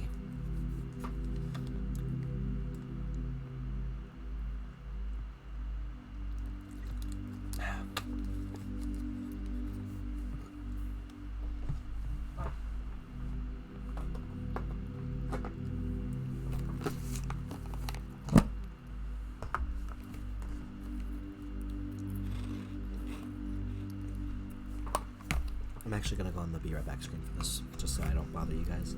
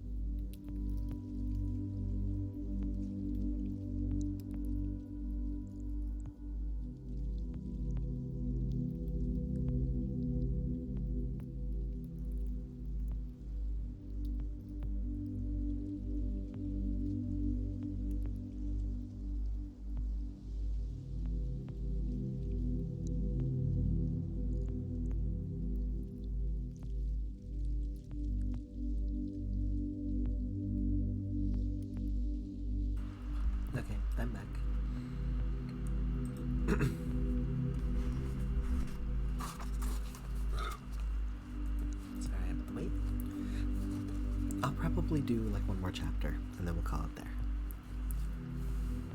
Okay? So, thank you for the welcome back. And let us get into the last chapter that I will do for tonight. So, sit back and relax. Chapter 5, Hard Lessons.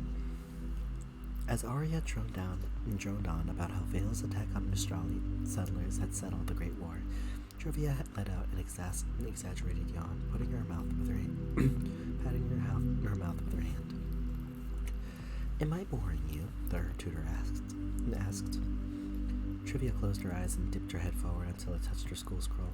She startled awake, jolting her hands to her sides and opening her eyes wide. Arya laughed, despite herself. History can be somewhat dry, but it's just as important as gymnastics.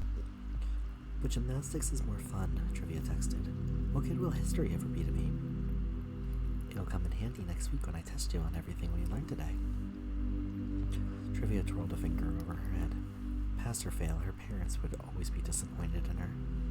There wasn't much motivation to do well. None of this mattered, and her performance only reflected on Aurelia's abilities as a teacher. It was her parents' fault for refusing to send Trivia to a real school, insisting that they could provide for her special needs better at home.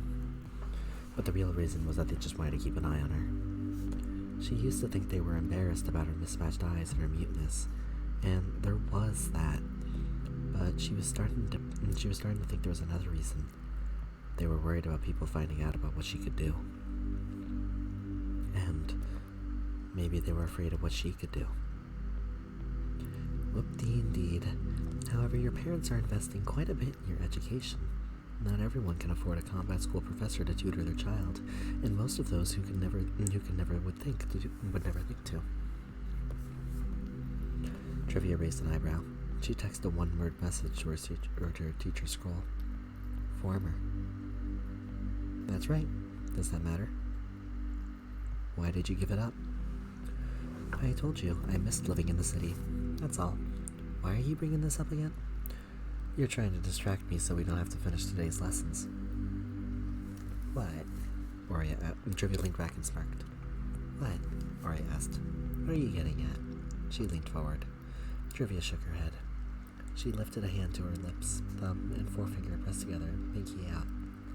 She tipped her head up and pretended to sip, like when she was having imaginary tea parties with Neapolitan and her stuffed animals and action figures. Tea does sound nice, Aurelia put down her scroll. Alright, maybe it will wake you up. A little break and then we'll finish up the section with Vacuo's role in the war. Trivia sighed. I'll be right back. Aurelia stood. Trivia jumped up. She pointed to herself and then the door. You want to get the tea? Alright, just one sugar for me. Trivia rushed out of the room. Neapolitan was waiting for her in the hallway. She tossed up her hands. Finally! Trivia held up her hand and moved her fingers and thumbs like a puppet's mouth. Some people don't know when to shut up. They hurried towards the kitchen together. Trivia filled a kettle with water and placed it on the stove. While it heated up, she pulled out the bottle of sleeping pills.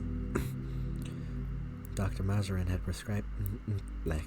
While it heated up, she pulled out the bottle of sleeping pills Dr. Mazarin had prescribed for her nerves, and used a spoon to crush 4 of them. She swept the powder into the teacup just as the kettle whistled.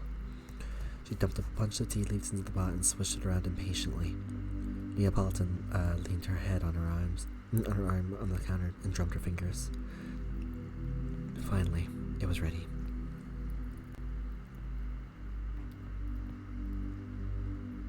She piled the cups onto a tray, poured the tea, and added a sugar cube to Aurelia's. She stirred the sugar and ground up sleeping pills until they dissolved and added a splash of cream to her own cup, so there wouldn't be any chance of mixing them up. Back in her room, she clinked glasses with Aurelia and watched her drink. It's a little more bitter than usual, isn't it? New blend from Mistral, Trivia texted. Very expensive.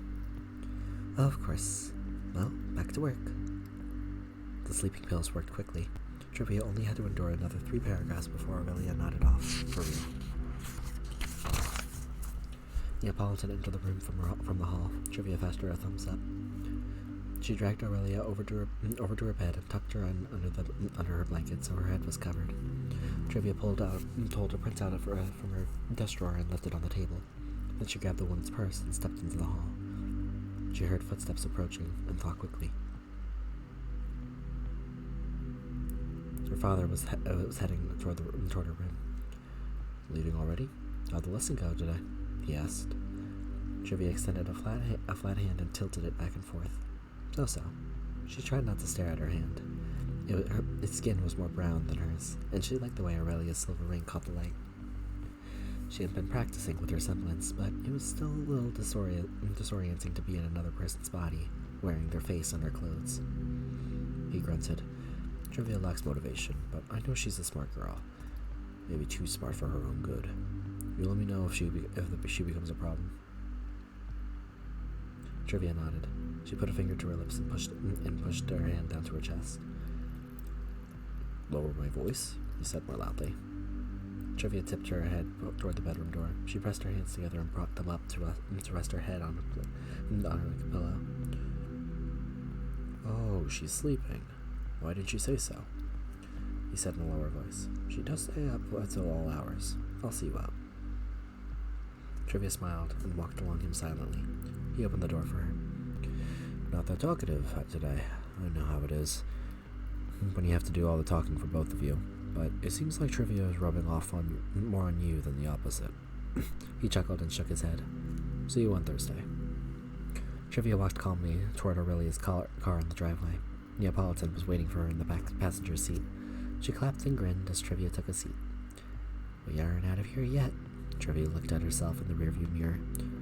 Aurelia's green eyes looked back at her. She hadn't realized how sad the woman looked, how tired she was. She had some idea why. The research she had done on her teacher had turned up a story Aurelia would probably much rather forget. A student of hers had died on a training mission at Patch Combat School, lost in a scuffle with Ursa Grimm. The school didn't hold her responsible. She had managed to protect her 15 other students, and it was all part of the risk. But there was plenty of blame to go around.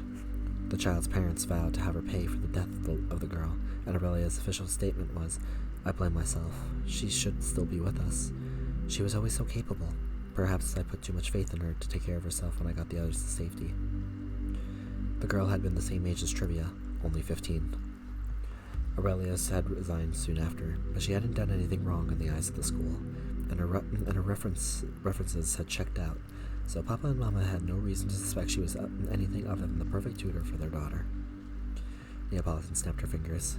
She pointed ahead of them. "Where are we going?" Trivia looked down at the drab gray clothes Aurelia favored.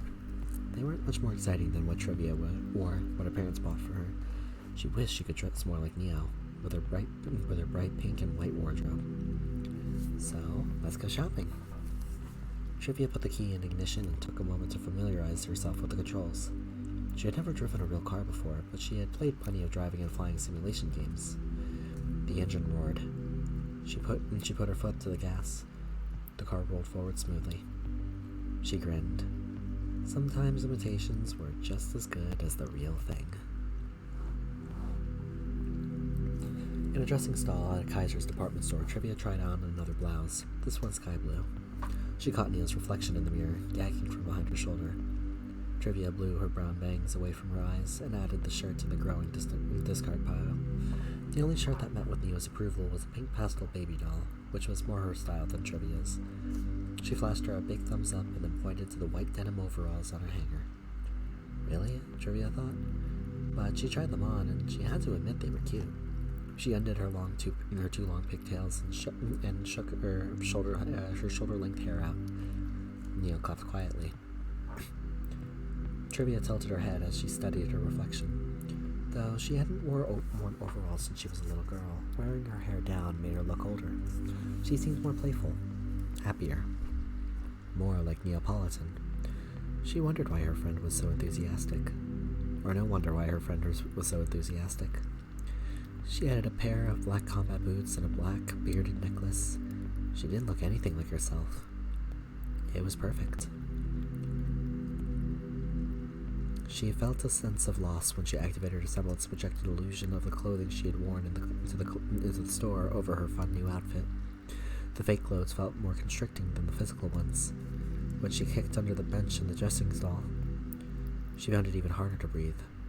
Neo put a hand on her shoulder and another over her heart until she calmed down. The real her was under the illusion, like it always was. It was just starting to hurt too much to hide it. That's why she had to leave her house today, leave Aurelia behind. If she didn't do something unexpected and different to break up her boring, predictable routine, she was going to lose touch with reality. When she had calmed down, she stepped out on the stall. A young woman in a check black and red dress, hair pinned up in an elegant do, approached and eyed her up and down. Didn't find anything you liked? Trivia shook her head. Would you like me to help?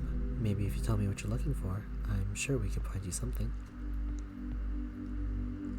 Trivia's skull rang. She pulled it out. Papa was calling her. She held up her phone and raised her eyebrows. Oh, of course. The woman stepped aside and allowed Trivia to pass. Trivia sent the call to voicemail and headed for the exit. When she stepped through the security scanners by the door, an alarm sounded. She tensed, ready to run.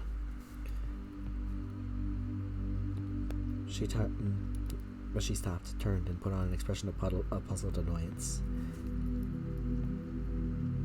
Sorry, miss. I'm sure there's something wrong with them, but would you mind waiting a moment? A brawny security guard stepped over to her. Trivia shrugged. She was disguising the stolen clothes, but they still had the store's tags on them with their anti-theft devices. Next time she'd have to remember to remove those. Of course there was going to be a next time. Then she saw the sales lady come running out of the dressing room at the far end of the shop, holding 2 empty hangers in one hand, waving Trivia's drab brown skirt in the other, the same as the one Trivia appeared to still be wearing. Stop her! The woman shouted. Trivia's heart started racing, and she knew she had dropped the illusion for just a moment because the guard stepped back and said, What the? He recovered and reached for his holstered gun. Trivia wiggled her fingers goodbye and somersaulted backward, kicking her legs up and just grazing the man's chin with her boot-clad foot. She came up to the other direction and glimpsed Neo holding up a sign. 9.5. Some friend you are, she thought. She kicked the doors open and ran. Trivia didn't return home until late. There wasn't much point in going back sooner. Her father's text messages made it quite clear that they had discovered Aurelia and knew she was gone. Neo convinced her that she should just enjoy herself while she could, because she might not have another chance for a while. By the time she drove up to the mansion, the car was full of things she had stolen from shops all over the city of Vale. 3 pairs of boots, 12 tops, 7 jackets, 3 skirts, all in bright colors that didn't match anything in her wardrobe. She skipped up to the front door wearing the last outfit she had shoplifted, a white ball gown with a pink lace trim and belt sash. Hooked on her forearm was a closed white and pink paper parasol. She had opened the door and paused on the threshold, listening. The house was dark, but it was unsettling because she expected more commotion. Police wanted to talk with her, maybe perhaps her parents greeting her with stony faces at the entryway. She figured at the very least they would have had waited up for her. But the house was quiet. The last 2 messages from her father had been more than 2 hours ago. Just 2 words. We're worried. Trivia walked through the house attentively. She finally heard her father's voice coming from his study. He was still up, working probably. Trivia approached the open door. He was leaning wearily over his desk, talking to someone on screen. Thank you. Consider your debt repaid, Chief. He disconnected the call and leaned back in his chair with a heavy sigh, eyes closed. Trivia stepped back, but her paper parasol brushed against the doorframe roughly. Papa bolted up in the seat. He spotted her. Oh, it's you. Feeling any better? Trivia stepped into the room and pressed a hand against her forehead. Her mother got a lot of migraines. She claimed they were because of Trivia. Go back to bed, Carmel. I know you're worried, but right now you need your sleep. I'll deal with her when she comes home. Trivia nodded. She smiled in the slightly sad way her mother often did. It was so easy to mimic other people. It wasn't just the face and the clothes. It was all the little mannerisms that they probably didn't even know about. little tells that betrayed what they were thinking, even when their mouth said something else. Those were the details that made most people terrible liars. Papa's chair creaked as he stood. Jimmy Vanille came closer and studied the face of the person he thought was his wife. "You look exhausted." Trivia tipped her head in acknowledgement. That was the kind of rude thing to say to someone, but that was Papa. He said whatever he was thinking. That's where Trivia got it from, except not so much with the saying part. "Probably because you've had such a busy day, Trivia." He snapped his fingers, and the door to the study slammed shut behind her. She jumped. "No more running, kid." Trivia glared at him. "How did you know?" "You're wondering how I figured it all out? If you want to know whether someone is lying to you, it's all in their eyes." Trivia turned to look at herself in the mirror over the credenza. One eye was brown like her mother's, the other was pink. She had been pushing her semblance all day, and she was tired. Too tired to maintain her mother's appearance for long. Besides, I know my wife well enough to tell when it's not her, if only because she's uncharacteristically quiet. And I know my daughter.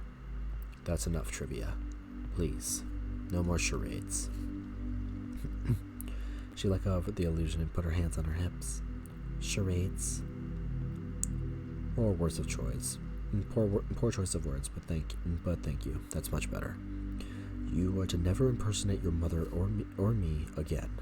In fact, you're not to use your semblance in this house ever again, preferably at all. He sat down at his desk and steepled his fingers. What are you wearing? Trivia spun around in her gown and then curtsied. Do you like it? You've been on quite a tear today. I don't know what you were thinking. Drugging your teacher? Really, Trivia? And Trivia cupped her hand and mimed taking a swig from a bottle. She does not have a drinking problem. Her tea was laced with sleeping powder. Her only mistake was trusting you, a mistake we've all made at one time or another. Trivia crossed her arms. Right.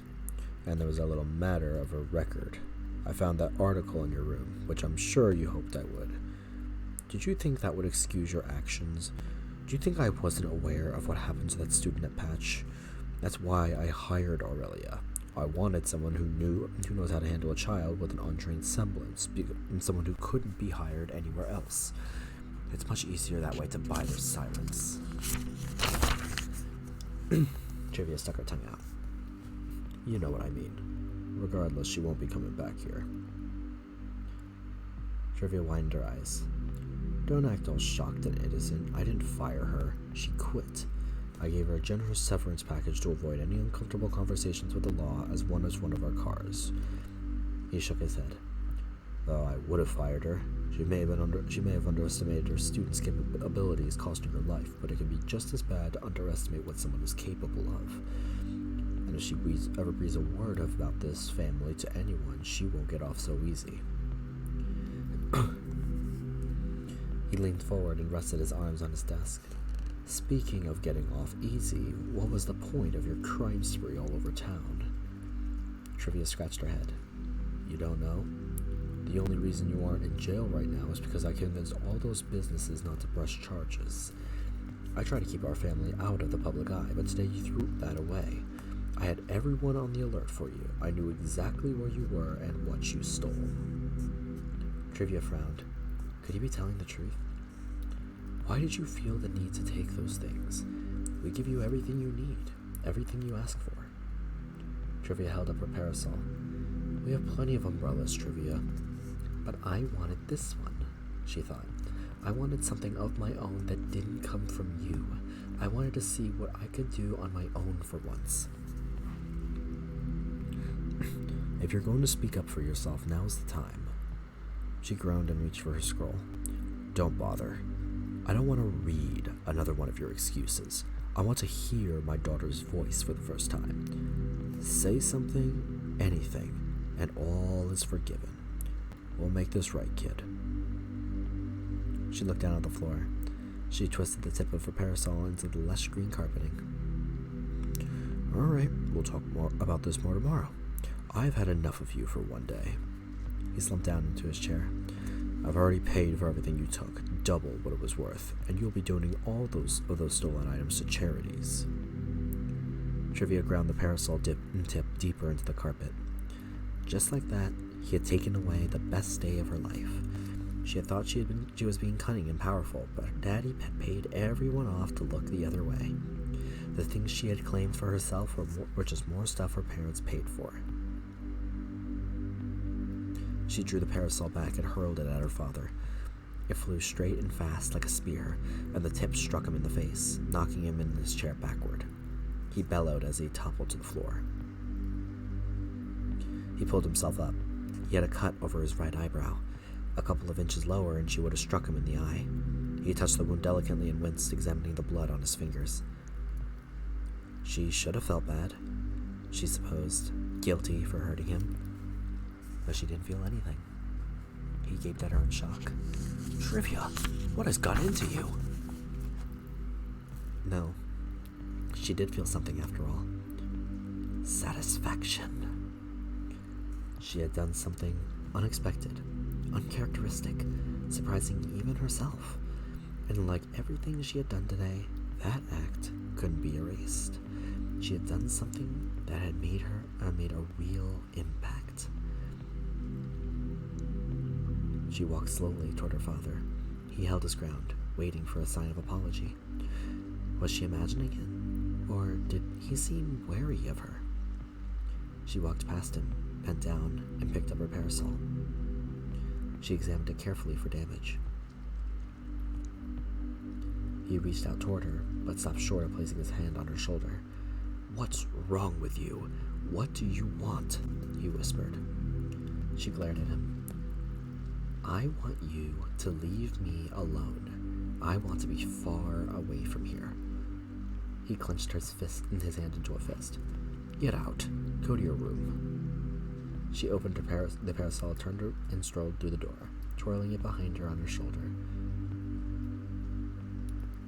She jiggled the knob, but it was locked. She snapped her fingers the way her father had. The door unlatched and opened. Baba growled. Neapolitan was outside his office door waiting for her, as always. Her friend clapped a hand to her eye and took a pratfall backward dramatically. She popped back up, mouth open in soundless laughter. Trivia smiled. That had been pretty funny. In fact, right now, she was in a brighter mood again. Today had been the perfect day.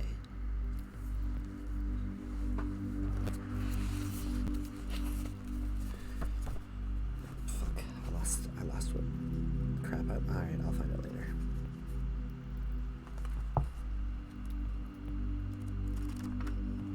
Oh, look here, I found it. Let's go. I found it.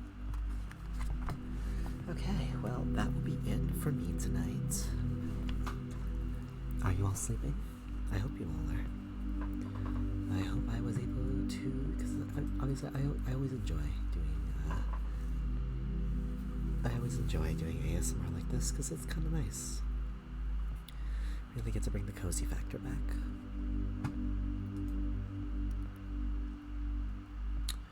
But for right now, we're going to call it a night. I don't raid anyone on ASMR days, so we're just gonna end it. But yeah, greetings over here, and I will see all of you next time. Good night.